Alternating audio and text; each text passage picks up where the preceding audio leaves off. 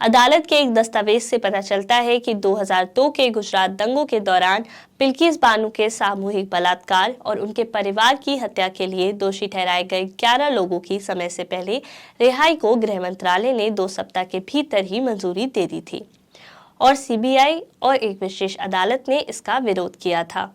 गुजरात सरकार ने सोमवार को सुप्रीम कोर्ट को बताया कि पुरुषों को रिहा कर दिया गया क्योंकि वे 14 साल से जेल में थे और उनका व्यवहार अच्छा पाया गया था और केंद्र ने भी अपनी मंजूरी दे दी थी। नमस्कार, मेरा नाम है काशिफा विशाल और आप देख रहे हैं न्यूज़ीफाई।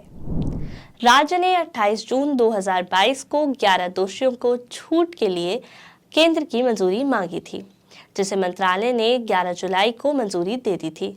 हलफनामे से पता चलता है राज्य सरकार की पुरानी छूट नीति के तहत स्वतंत्रता दिवस पर अपराधी मुक्त होकर चले गए, जिससे एक बड़ा राजनीतिक विवाद खड़ा हो गया। जबकि इस तरह की विज्ञप्ति के लिए केंद्रीय गृह मंत्रालय की मंजूरी की आवश्यकता होती है। राज्य ने मंजूरी के बारे में स्पष्ट नहीं किया था, इसे एक ग्रे क्षेत्र में छोड़ा गया।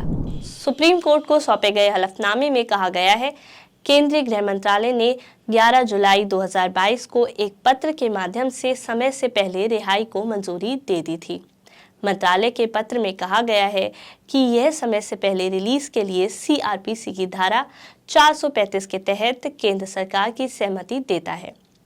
विशेष न्यायाधीश ने भी उनकी शीघ्र रिहाई का विरोध करते हुए कहा था कि अपराध केवल इस आधार पर किया गया था कि पीड़ित एक विशेष धर्म के हैं।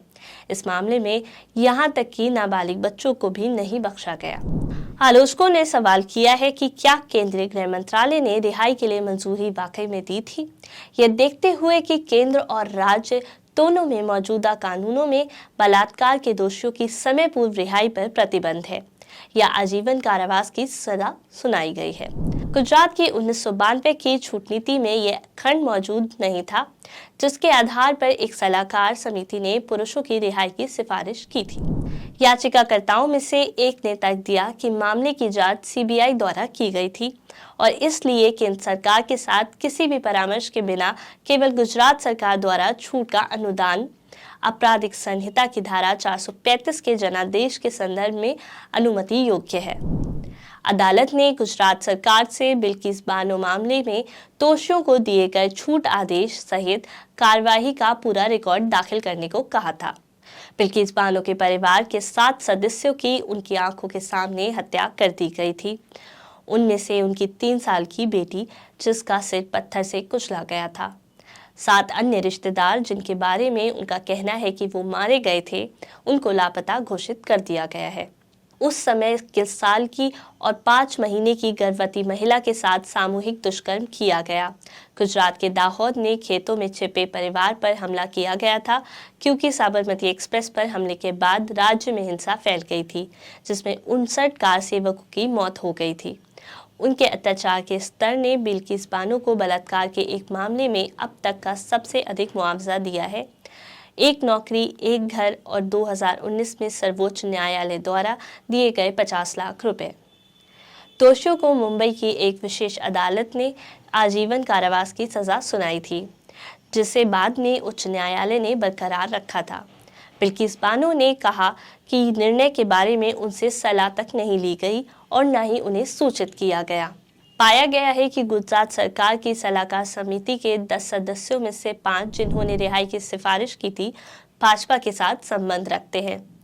विपक्षी दलों ने इस कदम पर प्रधानमंत्री नरेंद्र मोदी पर जोरदार प्रहार किया, जो उनके स्वतंत्रता दिवस के भाषण में नारी शक्ति के लिए उनकी प्रशंसा के कुछ घंटों के भीतर आया था और कहा कि ये भाजपा के तहत नए भारत का असली चेहरा है। AIMIM के प्रमुख असदुद्दीन ओवैसी ने कहा कि गुजरात सरकार ने अपने गृह मंत्रालय के दिशा निर्देशों का उल्लंघन करते हुए दोषियों को रिहा किया है। हमारी इस खबर पे आपकी क्या टिप्पणी है, कमेंट बॉक्स में जाकर ज़रूर बताएं और भी नई खबरों को जानने के लिए हमारे चैनल को ज़रूर सब्सक्राइब करें। और अगर आप ये खबर हमारे फेसबुक पेज पर देख रहे हैं तो इसको लाइक और शेयर करते चलें। आज के लिए इतना ही, कल फिर मिलते हैं किसी और नई खबर के साथ। तब तक के लिए धन्यवाद।